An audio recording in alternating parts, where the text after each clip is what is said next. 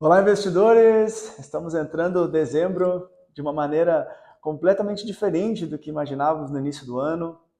Éramos para estar terminando o ano com uma Selic aí próximo de 9%, no olhar de alguns economistas e casas de investimento um pouco mais otimistas, talvez até abaixo disso, 8,5%, 8%, mas o cenário real foi completamente diferente, né? Entramos numa seara aí de uma preocupação fiscal muito grande com os gastos do nosso governo. Diante de tudo isso, é, o mercado ficou muito receoso, preocupado principalmente com uma inflação futura. A inflação nos últimos 12 meses está ali acima da meta, mas a preocupação da inflação futura é o que mais preocupa aí os economistas, o mercado como um todo, fazendo com que o nosso Copom tenha que voltar a aumentar a nossa taxa de juros para tentar conter aí, essa expectativa de uma inflação mais elevada no futuro. Já que a parte fiscal, né, os gastos do governo que poderiam estar um pouco mais controlados, ajudando a puxar a nossa economia para o caminho que desejávamos, não está acontecendo. O Banco Central, através ali do Copom, meio que está assumindo esse desafio sozinho de tentar ajustar as coisas aqui, ajustar nossos indicadores econômicos através da elevação da taxa Selic. Então, a expectativa é que para a reunião agora dessa semana a gente veja a Selic subindo para próximo de 12%, subir 0,75% ou 1%, e quem sabe ainda no ano que vem podendo chegar num patamar até mesmo de 14%, 15%. E se tudo der certo, se isso surtir algum efeito, quem sabe no início do ano que vem poder retomar ali um caminho de cortes. E tudo isso de fato vai trazendo ali mudanças para o mercado. Nós estamos aí quase atingindo metade do mês de dezembro, sem o famoso rally de final de ano. No ano passado, esse rally de final de ano ele foi bem intensificado, foi bem forte em novembro e dezembro. A bolsa, os FIIs subiram bastante ali na reta final do ano. Aquele sentimento de alta deles foi muito embalado pelo início de corte da Selic, que tinha iniciado ali em setembro do ano passado, e estava projetando uma Selic ainda menor para esse ano. Então, aquele rally do final de ano passado aconteceu, num índice bem bom, próximo ali de 15% de alta no final do ano. E esse ano, estamos na metade de dezembro sem ver esse rally, possivelmente não veremos, né? Ainda, claro, pode mudar, mas a tendência é que o cenário fica até pior para a renda variável, principalmente com essa expectativa aí de vários analistas, várias casas, vendo uma Selic podendo chegar aí a 14%, 15%. Então isso deve fazer ainda mais pressão sobre os nossos ativos de renda variável, fazendo com que a bolsa e o FIX possam cair ainda mais, né? Esse é um momento muito delicado, né, para quem está há pouco tempo em renda variável, está passando pela primeira queda. O negócio é manter a calma, avaliar de fato os fundamentos e a qualidade dos ativos de renda variável que você tem em carteira, porque se os ativos são bons, não perderam os fundamentos dele, pode acabar sendo inclusive uma oportunidade de comprar mais desses ativos a preços melhores do que você pagou lá no passado, ou seja, poderia estar fazendo compra de bons ativos com um certo desconto em relação ao que de fato eles valem, né? Porque o cenário macro que está afetando muito o preço desses ativos de renda variável, se os ativos continuam bons, o cenário macro vai mudar e eventualmente, se você tivesse reposicionado, aumentado suas cotas, tiver feito ali uma estratégia de preço médio, vai estar recebendo ali mais dividendos. No momento que o mercado começar a voltar, essa recuperação ela é mais alta para quem tomou alguma atitude nesse momento, né? Então, o ideal é, de fato, se não estiver precisando desses recursos e tiver com bons ativos, não realizar prejuízo, porque isso, de fato, acabaria ali sendo uma venda somente pelo pânico de mercado e não por algum fundamento técnico, né? Então, para realizar a venda desses ativos que estão em queda, só realize se, de fato, esse ativo tiver perdido fundamentos, tiver perdido qualidade e seja ali algum ativo que você não veja sentido em manter ele para o futuro, não esteja vendo aí possibilidades de melhorias, de recuperação do preço dele lá na frente. Porque lembra que no curto prazo, o preço ele é muito momento, né? Mas um ativo de qualidade dificilmente deixa de ser um ativo de qualidade de uma hora para outra, e tendo os fundamentos e a qualidade dele, ele vai acabar recuperando eventualmente o valor de mercado dele lá no futuro, vai voltar a negociar mais próximo do valor dele de mercado, mesmo que isso possa levar alguns meses ou anos, né? Lembra que na renda variável, para não perder dinheiro, você precisa comprar na baixa e vender na alta. Então, nós estamos no momento de baixa. Se você está com os bons ativos, seria o momento de estar revisitando e encontrando oportunidades, inclusive de aumentar as suas posições. Para quem é meu cliente na XP Investimentos, eu acabei enviando na semana passada, e estou mandando mais alguns essa semana, a performance com o fechamento mensal da carteira no mês de novembro. E também passei um e-mail com os principais acontecimentos do mês, nossas visões de projeções macroeconômicas, mas vou resumir aqui no vídeo também para todo mundo que está aqui assistindo. Então, começando, é claro, pelo nosso país, né? Aqui no Brasil, o mês de novembro iniciou com a decisão unânime do Copom em subir a nossa Selic em 0,5%, levando ela para 11,25%, dado o cenário mais duro ali fiscal e também a inflação, que ela, o acumulado de 12 meses, rompeu a barreira dos 4,5%, que era o limite da nossa banda ali de toleração. Rompemos aquela barreira, acumulou 4,76% nos últimos 12 meses. Então, isso fez com que o Copom assumisse um tom ainda mais duro. E também as projeções futuras ali, gastos fiscais, né, o pacote ali de gastos que acabou numa leitura de boa parte do mercado sendo mais um reajuste de gastos do que um corte de gastos de fato, manteve essa preocupação. E possivelmente a gente vai ver na reunião dessa semana agora de dezembro o Copom subindo juros em 0,75% ou até mesmo 1%, levando nossa Selic ali ou para 12% ou 12,25% já agora em dezembro. A economia brasileira também segue bem aquecida, principalmente pela demanda interna, pelo alto índice de emprego, ou seja, baixo índice de desemprego. Nosso PIB teve um crescimento no trimestre de 0,9%, foi o 10º maior crescimento do mundo agora nesse trimestre.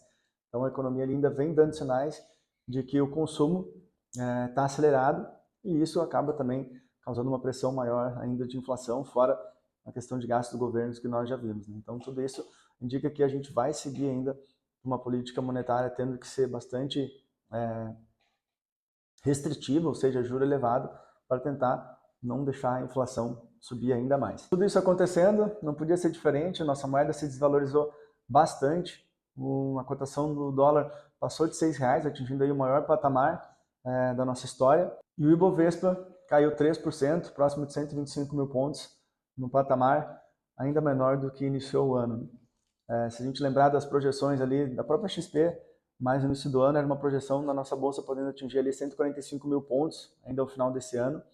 A gente foi revendo essa projeção e atualmente a projeção está ali em um possível potencial ali de 140 mil pontos para os próximos 12 meses, mas claro que mediante alguns ajustes internos que precisam ser feitos, principalmente em relação à parte fiscal aqui e um possível retorno de queda da nossa taxa Selic. Em termos de Estados Unidos, tivemos aí as eleições e uma onda vermelha que varreu os Estados Unidos. Donald Trump ganhou não somente nos principais estados-chave, como também ganhou no voto popular. A maioria também ficou do partido dele, tanto no Senado quanto na Câmara. Então, o mundo está aguardando aí, de fato, os Estados Unidos mais fortalecido, um fortalecimento do dólar e da importância dos Estados Unidos a nível de mundo. Donald Trump, ele quer eventualmente manter a economia aquecida, mas sem fazer muito corte de gastos. Então, estamos esperando que os Estados Unidos tenham que manter a taxa de juros deles no patamar elevado em relação à média histórica deles, o que pode acabar causando uma pressão inflacionária também no mundo todo, fazendo com que países como o próprio Brasil tenham que manter também sua taxa de juros mais elevada para poder seguir sendo atrativo para o investidor externo. A economia americana também segue muito aquecida. Os pedidos de desemprego caíram para o menor nível dos últimos 7 meses, corroborando com a tese de que a economia lá ainda segue bem aquecida. A inflação segue pressionada, estão com acumulados ali de 2,6% nos últimos 12 meses. E isso se refletiu na decisão do Fed, na reunião de novembro, onde eles desaceleraram a velocidade do corte de gastos, diminuíram o ritmo, tinham cortado 0,5% em setembro, e agora em novembro cortaram somente 0,25%, indicando ali um tom um pouco mais duro, que estão preocupados com essa inflação e que, se necessário, vão cortar de maneira mais lenta ou talvez estacionar os cortes num patamar um pouco acima do que o mercado esperava. Tivemos também um aumento da tensão, uma escalada na tensão entre o conflito da Rússia e da Ucrânia, com os Estados Unidos permitindo a Ucrânia utilizar mísseis de longo alcance, e uma resposta do Putin fazendo o lançamento de um míssil capaz de transportar ogivas nucleares. Por mais que ele tenha lançado esse míssil sem as ogivas nucleares, ele deu um recado ali para o mundo que, se preciso, vai responder de maneira dura e sem um receio muito grande de escalar essa guerra a um nível ainda maior. Então o mundo aguarda a posse do Trump com um olhar bem atento em como ele vai atuar nessa medida, nesse conflito entre Rússia e Ucrânia, E uma boa parte da população aguarda que ele traga aí uma certa resolução para esse conflito, um apaziguamento dessa situação que já vem se estendendo aí por bastante tempo. Mesmo nesse cenário, né, o S&P continuou subindo, teve uma alta de quase 6% no mês, e as Treasuries americanas de 10 anos encerraram no patamar próximo de 4,2%, uma taxa também ainda elevada quando comparado aí com a média histórica. Na Europa, o Eurostoxx terminou um mês ali levemente negativo, caiu 0,25%, baseado principalmente na preocupação de uma postura geopolítica mais protecionista que o Trump deve adotar em relação ao mundo como um todo, fazendo uma pressão aí sobre a inflação e que vem afetando, já teve uma leve elevação na inflação também no continente europeu, mas metade do mercado ainda segue apostando num corte de juros de 0,5% para a próxima reunião do Banco Central Europeu. Falando sobre a China, o governo anunciou um estímulo, um pacote de quase $1,5 trilhão, aliado junto aí com uma emissão de títulos do governo. São medidas que o governo vem tentando para diminuir a desaceleração da economia e do crescimento chinês. São medidas que vêm tendo um resultado, mas podemos dizer que um resultado ainda tímido, comparado aí com a expectativa e com o histórico de crescimento chinês, mas vem dando ali algum certo resultado. E com isso, o CSI 300 fechou o mês ali próximo de 0,65% de alta. Dado então esse giro pelo cenário, tanto brasileiro quanto a nível de mundo, é importante lembrar de você se manter fiel à sua estratégia de investimentos. Você criou ali uma estratégia, é hora de olhar para a carteira, fazer um rebalanceamento. Para quem está posicionado novamente em renda variável, pode ser oportunidade de pegar ativos com preço ainda mais interessante, principalmente para quem está na fase de acumulação. Né? Comparo muito, por exemplo, para quem tem muito pouco ou de Bitcoin e acredita muito na tese. Né? Se você acredita muito na tese dele para o futuro, para você, quanto mais ele cai agora, ou quanto mais tempo ele se mantém de lado, dando tempo de você aumentar a sua quantidade, melhor é para você, né? Porque se ele disparar, subir muito, sem você ter uma quantidade relevante dele agora, não vai fazer uma diferença muito pequena no seu patrimônio. Isso se aplica também para ações, para fundos imobiliários, para quem tem carteira aí pensando em dividendo e renda mensal lá no futuro.